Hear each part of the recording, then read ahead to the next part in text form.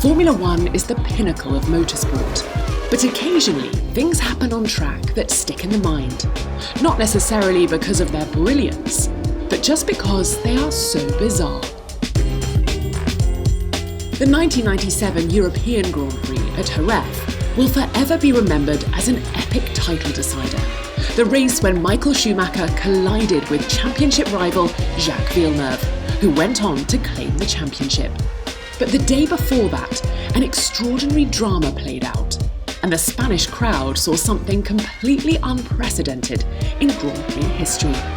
14 minutes into qualifying, Villeneuve pulled out something special at the wheel of his Williams. Jacques Villeneuve was fastest in the second sector. 18th as he approaches the line, and he moves up into provisional pole position. That mark of 1:21.072 looked pretty unbeatable, until 14 minutes later, when championship leader Schumacher stepped up. Michael Schumacher moves up into second place with a time exactly the same as Jacques Villeneuve. Truly remarkable, but amazingly, there was more drama to come, as Villeneuve's Williams teammate Heinz-Harald Frentzen set off with just 10 minutes left. And Heinz-Harald Frentzen, it is amazing, I cannot believe this. Heinz-Harald Frentzen has done exactly the same time as Jacques Villeneuve and Michael Schumacher and stays therefore in third place. Unbelievably, the three fastest drivers had all set the exact same lap time, right down to the thousandth of a second. I think we need next year 4 zeros after the dot. The 1993 European Grand Prix at Donington Park is famous for the extraordinary first lap, when Ayrton Senna passed 4 cars to take the lead and set up a brilliant victory. But while that lap is rightly lauded and remembered as one of the best single laps ever driven in F1, the Brazilian also completed another lap that day that's noteworthy for an entirely different and altogether more unusual reason. With the race at just over 2/3 distance, Senna pulled into the pits, only to discover his McLaren crew weren't ready for him. So he put his foot down again and roared back out onto the circuit. Well, he's gone straight through. What on earth is happening? Because there were no pit lane speed limits in those days, and because the configuration of the circuit meant a driver running through the pits avoided having to round the final hairpin, Senna found that despite having slowed for his anticipated stop, he'd actually set the fastest lap of the race. And not only that, it was also a new official lap record. Sometimes the team pushed me hard to change tires, and I insist my own mind, and eventually I came in, and sometimes I think they told me to come and I didn't come, and then I told them I was coming and they weren't ready, so I had to go through. Monza is one of motorsport's most magical venues, but in 2019 it witnessed some of the most farcical scenes in modern Formula One history. Netting a good grid slot is especially key to having a successful race here. And one of the ways to achieve that is to get a tow from another car. By slotting in behind as the car in front punches a hole through the air, the driver behind can gain a big aerodynamic boost. After Kimi Raikkonen's heavy crash at Parabolica caused a stoppage in the final part of qualifying, the remaining 9 drivers emerged back on the track for their final hot laps, with Ferrari's Charles Leclerc in provisional pole position. And as ever, all of them were holding back in a bid to take advantage of the famous tow from the driver in front. Nobody wanted to be the leader, and the clock was ticking. Someone's going to have to make a charge in a moment. I've got to go. Or someone's not going to get to the checkered flag in time and start their final lap, and they're all queuing up here. Well, none of them will get to the checkered flag at this pace. And soon it became apparent some of them had got their sums very wrong indeed. There are 4 seconds, 3, 2 and 1, and I don't think they've made it. Come on, guys. They've not made it. Only Leclerc and Carlos Sainz made it across the line in time to start their second flying laps, as the fans witnessed the bizarre sight of 7 of the fastest drivers in the world doing everything they could to avoid going fast. Once upon a time, communication between drivers in the pits was pretty straightforward. You either spoke in person or used pit boards to signal messages while out on track. But when team radio became prevalent from the 1980s, all manner of vital information could be transferred back and forth between pit wall, garage and car. At the French Grand Prix in 1999, though, Michael Schumacher was sent back in time with a jolt. Unperturbed by the torrential rain at Magny-Cours, Schumacher was running strongly before disaster struck.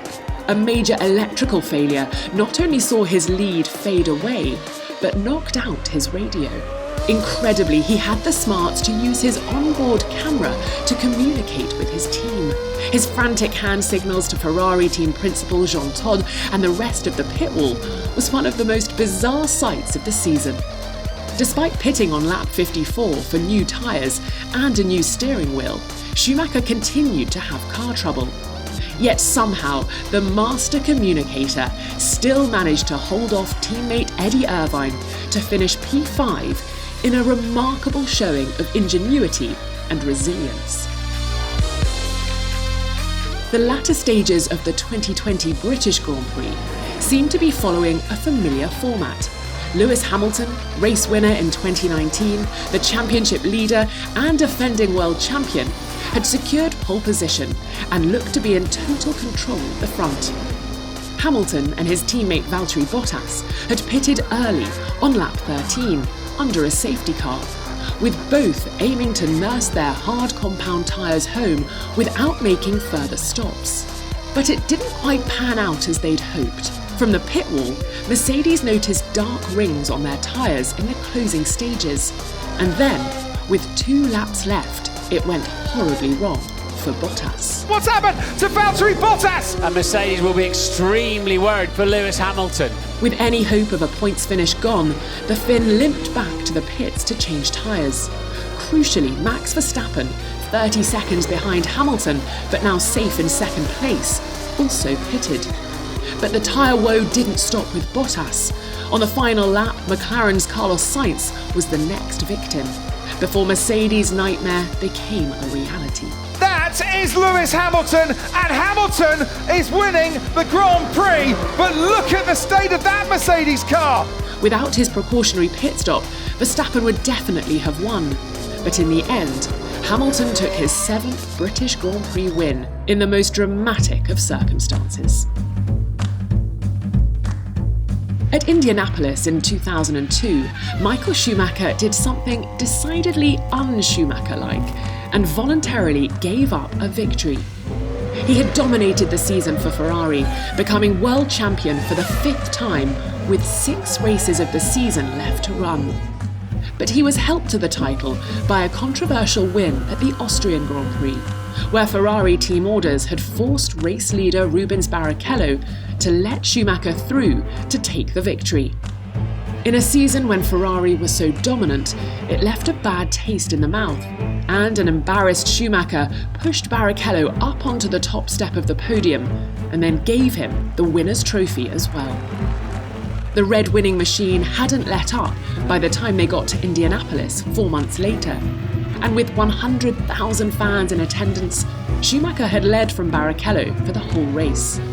But then, coming off the banking for the final time, the German suddenly slowed. Barrichello drew alongside and they seemed to cross the line together, as everyone watching tried to work out who had actually triumphed. When the official confirmation flashed up on the timing screens, it was Barrichello who'd won, by just 11 thousandths, the closest margin of victory in a Formula One race since the introduction of timing to the nearest thousandth of a second. I thought it was a good opportunity to go equal over the line. We tried, and we failed by a little bit. When rain started to fall just before the 2021 Hungarian Grand Prix, all 20 drivers fitted intermediate tyres for the start. But that didn't stop Valtteri Bottas and Lance Stroll causing carnage into turn 1. 4 drivers were out on the spot and 2 more would follow, with Max Verstappen limping on with a damaged car. But after 2 laps behind the safety car, the race was red flagged, and the big question was, with conditions improving, would anyone be brave enough to try slick tyres at the restart? The answer was no, At least, not immediately. But as the drivers set off on the second formation lap, they realised the track was drying, and all of them peeled off into the pits to change to dry tyres. Well, all except leader Lewis Hamilton. He and his race engineers had erred on the side of caution, and he stayed on intermediates, leading to the bizarre sight of the reigning world champion sitting alone on the grid, waiting for the lights to go out to restart the race. It's going to be lights out and away we go for Lewis Hamilton only. Hamilton's victory hopes were all but gone. By completing one lap on intermediates and then pitting for slicks, he dropped right to the back of the field. He fought a long and grueling battle through the field to finish third, which became second after Sebastian Vettel was disqualified for a fuel sample infringement. But he could not get the better of Alpine's Esteban Ocon, who took a memorable maiden win. Precious jewels, movie stars, the Monaco Grand Prix, and a mystery that remains unsolved to this day. It sounds like the plot of a Hollywood thriller, but is an all-too-real story that took place back in 2004. At the time, Jaguar, who had entered Formula One with great fanfare in 2000, was struggling near the back of the grid. Owners Ford were pumping millions into the team in order to reap the publicity benefits. But with on-track results disappointing, the team needed to do something special to make a splash. So, as part of a tie-up to help promote the Ocean's 12 film starring George Clooney and Brad Pitt, the team's PR chief concocted a plan to run 2 real diamonds worth some $300,000 each embedded into the nose cone of Mark Webber and Christian Kleen's race cars. Then, on race day, disaster. Kleen crashed on the opening lap. And because of the confines of the track, no team personnel could get near the car until after the race had finished, more than 2 hours later. And when they did, they made a horrifying discovery. The diamond was missing, lost in the crash, pocketed by an opportunistic spectator, or never really on the car to begin with. To this day, nobody knows the answer. Every fan of motor racing knows that to win a Grand Prix, you have to be the first driver to roar past the official waving the checkered flag. Or do you? There was one occasion where that wasn't the case, and it happened on a wet and highly controversial day at Silverstone in 1998. Championship leader Mika Häkkinen had started on pole for the British Grand Prix, but Michael Schumacher managed to take the lead with 10 laps to go. It looked like being another famous wet weather victory for the German, but with 2 laps remaining, high drama. He was given a 10-second stop-go penalty for passing Alex Wurz while running behind the safety car.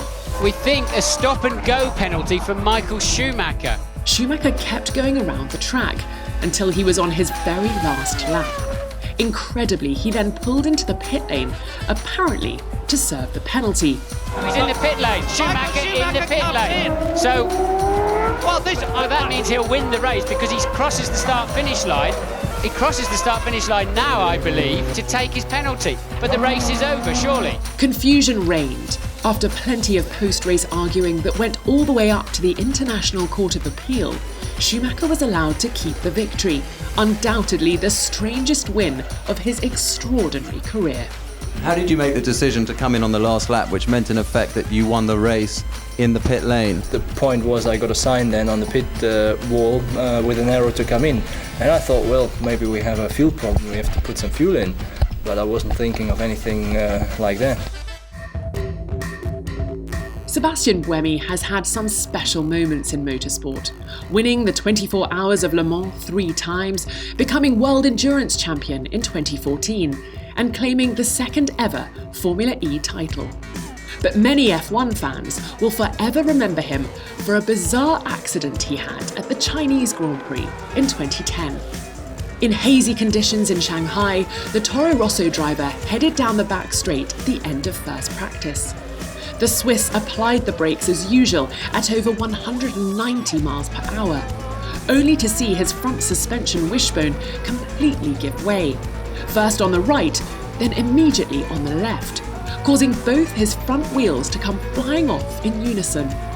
Now utterly without control, Buemi was helpless as he headed down the Armco barrier towards the gravel trap. Though despite his lack of front wheels, he can still be seen trying to steer the car from the onboard footage, before coming to a stop and walking away unscathed. Ever the professional, he seemed most upset by the loss of running time rather than his lucky escape from losing 50% of his wheels. Whatever else the former F1 Rookie of the Year goes on to achieve, he'll always be remembered for one of the most unusual crashes in Grand Prix history.